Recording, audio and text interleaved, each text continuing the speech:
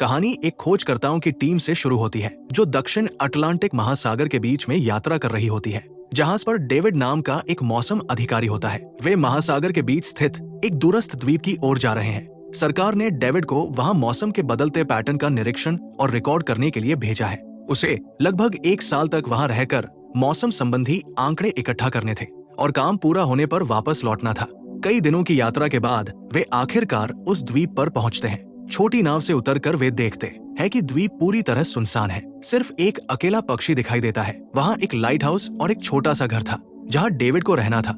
इससे पहले रॉबर्ट नाम का एक और मौसम अधिकारी वहां तैनात था जिसका 1 साल का कार्यकाल पूरा हो चुका था और वो जहाज के साथ लौटने का इंतजार कर रहा था। अब उसकी जगह डेविड को वहां रहना था। लेकिन जैसे ही टीम उस घर में प्रवेश करती है वे चौंक जाते हैं। वहां किसी के होने का कोई निशान नहीं था। रॉबर्ट का सामान चारों ओर बिखरा पड़ा था। कप्तान और डेविड को शक होता है कि शायद वो लाइट हाउस में होगा।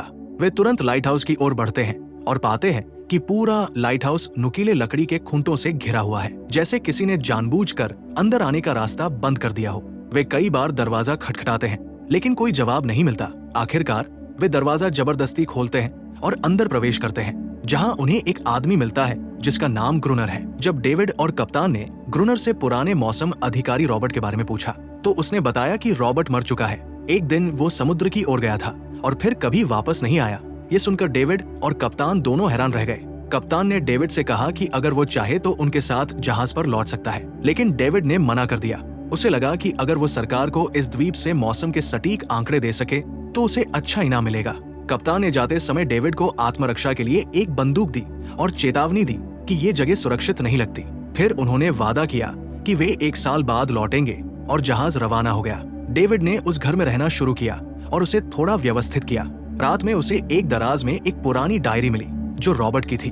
उसमें द्वीप के बारे में कई बातें लिखी थी और कुछ रहस्यमय जीवों का भी जिक्र था। लेख अधूरा और अस्पष्ट था, लेकिन उसमें कुछ अजीब जीवों के रेखा चित्र बने थे। डेविड को समझ नहीं आया कि रॉबर्ट ने ये चित्र क्यों बनाए। उसे लगा कि शायद अकेलेपन की वजह से उसने ऐसा किया होगा। एक पन्ने पर रॉबर्ट की पत्नी की तस्वीर भी थी। थोड़ी देर बाद डेविड पढ़ते पढ़ते सो गया। अगली सुबह उसने मौसम संबंधी आंकड़े इकट्ठा करना शुरू किया। जब वो समुद्र के किनारे पहुंचा तो उसने देखा कि कुछ पत्थर और सीपियां अजीब पैटर्न में सजी थी। उसे लगा शायद ये ग्रुनर ने बनाए होंगे, इसलिए उसने ध्यान नहीं दिया और अपना काम जारी रखा। काम करते समय दूरबीन से देखने पर डेविड ने देखा कि लाइट हाउस के पास ग्रुनर के साथ एक और व्यक्ति खड़ा है। लेकिन जैसे ही उसने दोबारा देखा वो आकृति गायब हो गई। उसने सोचा ये उसकी कल्पना होगी। उस रात जब डेविड काम कर रहा था तो उसे दरवाजे पर दस्तक की आवाज सुनाई दी। उसने सोचा शायद ग्रुनर आया है। उसने उसे पुकारा लेकिन कोई जवाब नहीं मिला। डेविड एक दीपक लेकर दरवाजे की ओर बढ़ा।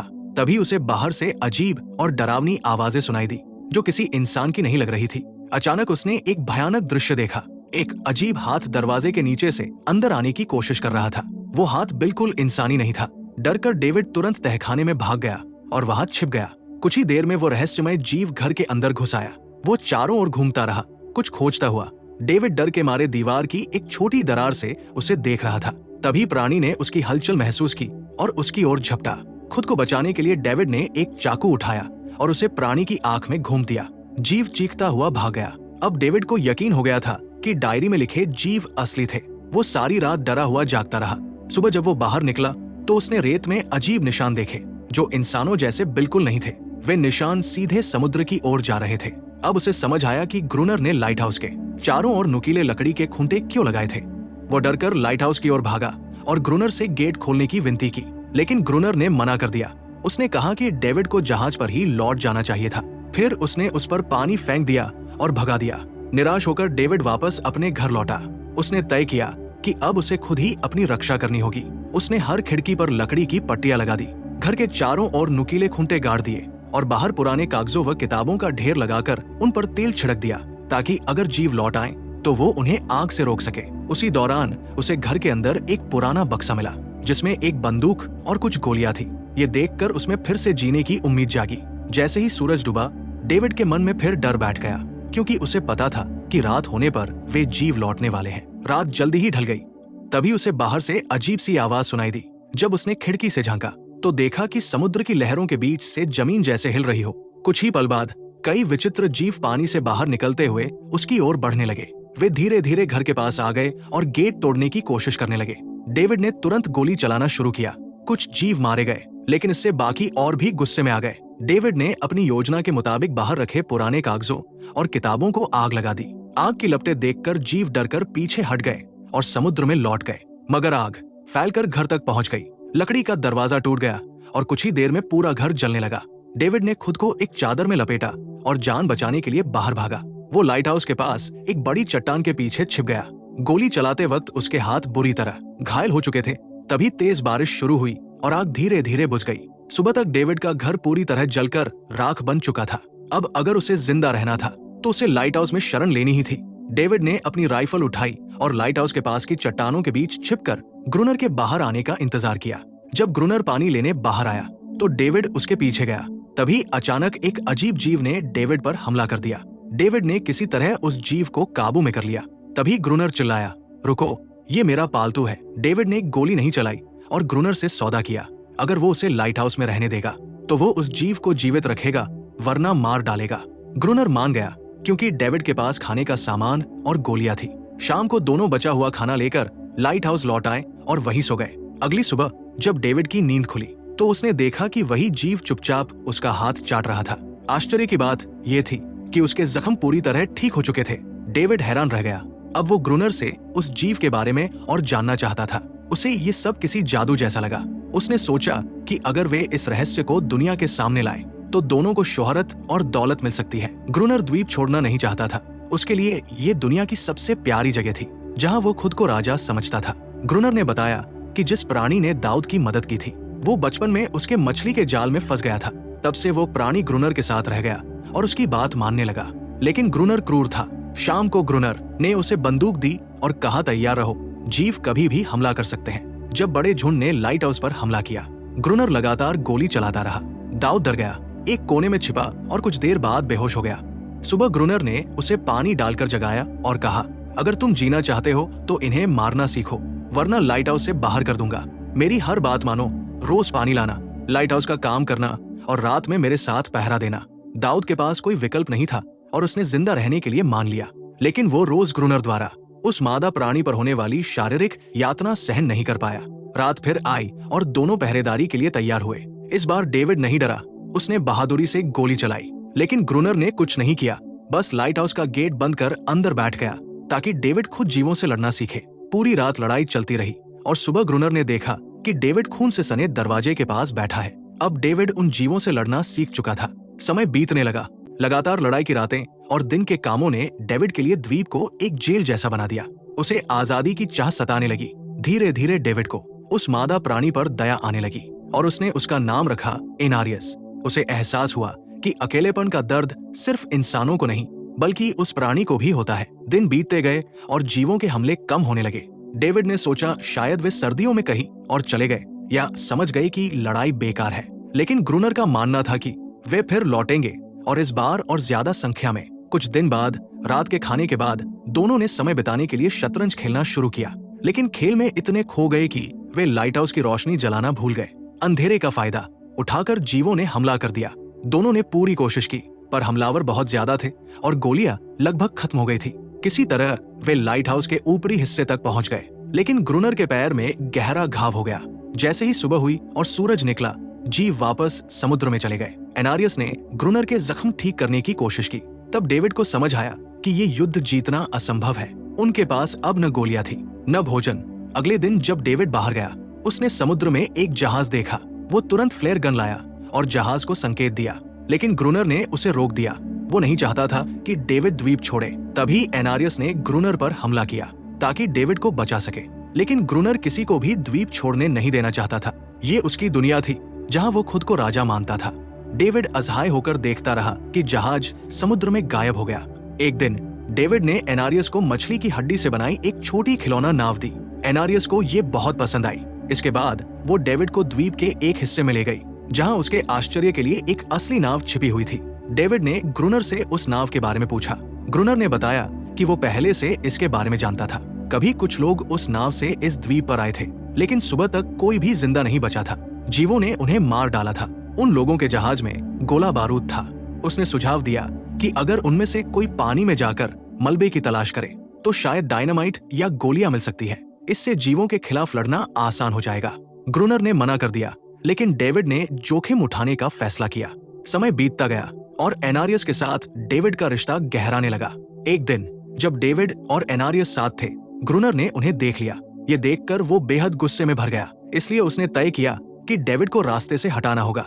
अगले दिन ग्रुनर ने झूठा सहमति जताई। उसने कहा, ठीक है, तुम डाइविंग सूट पहनो, नीचे जाकर जितना हो सके डायनामाइट इकट्ठा करो, मैं तुम्हें रस्सी से ऊपर खींच लूंगा।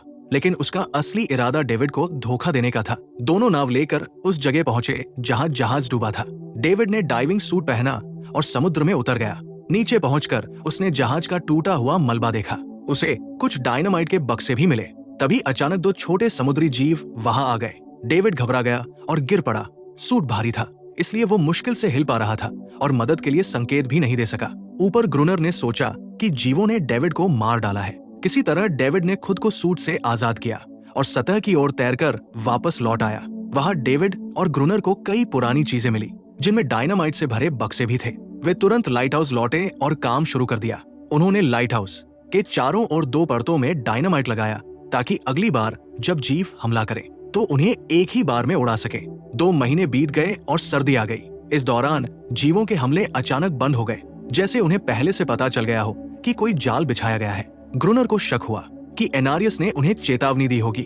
गुस्से में उसने एनारियस को यातना देना शुरू कर दिया, लेकिन डेविड ने बीच में आकर उसे रोक लिया। इसके बाद दोनों ने एक नई योजना बनाई। उन्होंने तय किया कि लाइट हाउस का मुख्य दरवाजा खुला छोड़ देंगे, ताकि जब जीव अंदर आए तो वे उन्हें डायनामाइट से उड़ा दे। डेविड ने एनारियस से कहा कि वो लाइट हाउस के ऊपर जाकर चीखे, ताकि जीव उसकी आवाज सुनकर आ जाए। जैसा सोचा गया था वैसा ही हुआ। समुद्र से बहुत सारे जीव बाहर निकले और लाइट हाउस की ओर दौड़ पड़े। वे गेट तोड़कर अंदर घुस गए और डेविड पर हमला कर दिया। डेविड ने पूरी ताकत से जवाबी हमला किया और किसी तरह ऊपर की ओर भाग निकला। जैसे ही जीव लाइट हाउस में भर गए, ग्रुनर ने लीवर खींचकर विस्फोट करने की कोशिश की, लेकिन कुछ नहीं हुआ। विस्फोट विफल रहा। डेविड तेजी से ऊपर भागा और तारों को जोड़ने लगा, जबकि जीव दीवारों पर चढ़ रहे थे।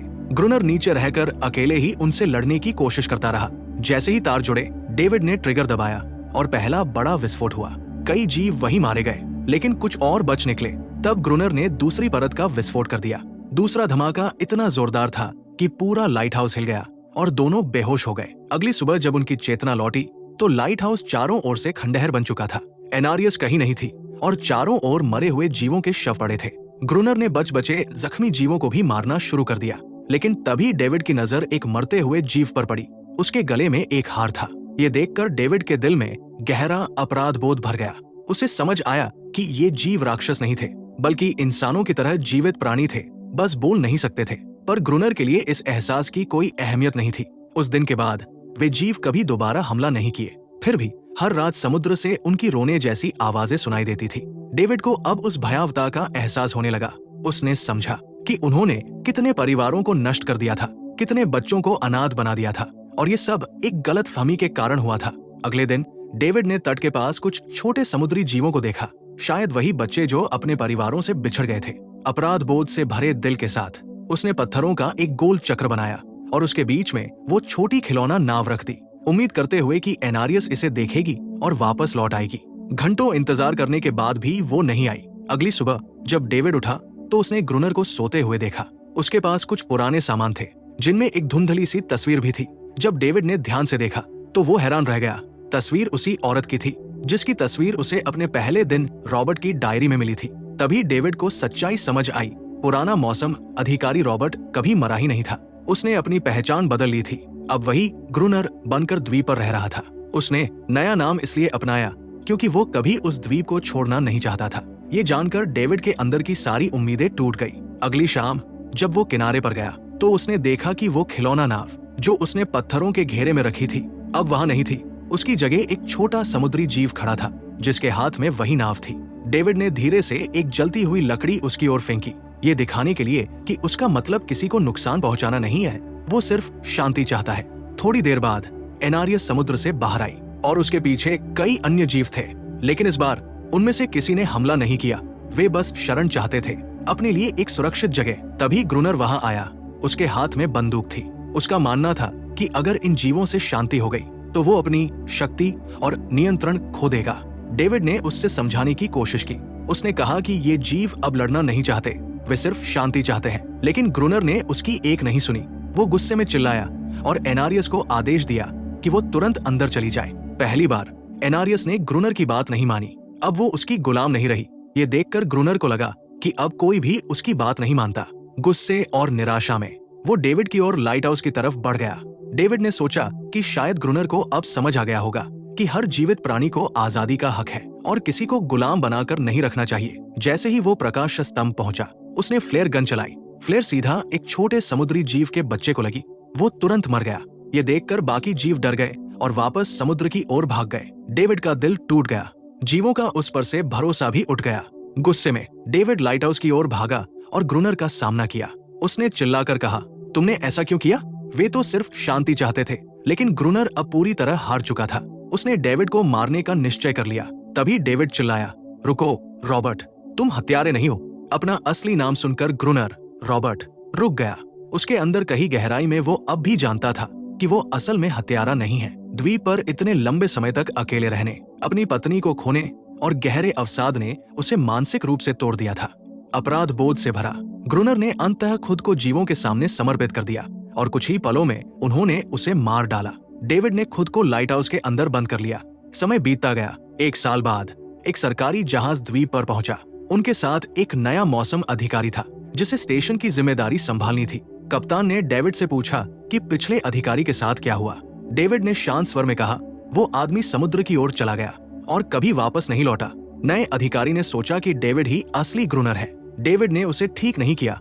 वो चुप रहा, बालकनी पर जाकर खड़ा हो गया, जैसे अब वही उस द्वीप का हिस्सा बन गया हो। अब वो भी ग्रुनर की तरह द्वीप छोड़ना नहीं चाहता था। इस बीच एनारियस अपने परिवार के साथ समुद्र में शांति से रहने लगी। अब उन्हें किसी से डर नहीं था। अंत में द्वीप और समुद्र दोनों जगह सच्ची शांति और आजादी लौट आई। ये थी कोल्ड स्किन की कहानी।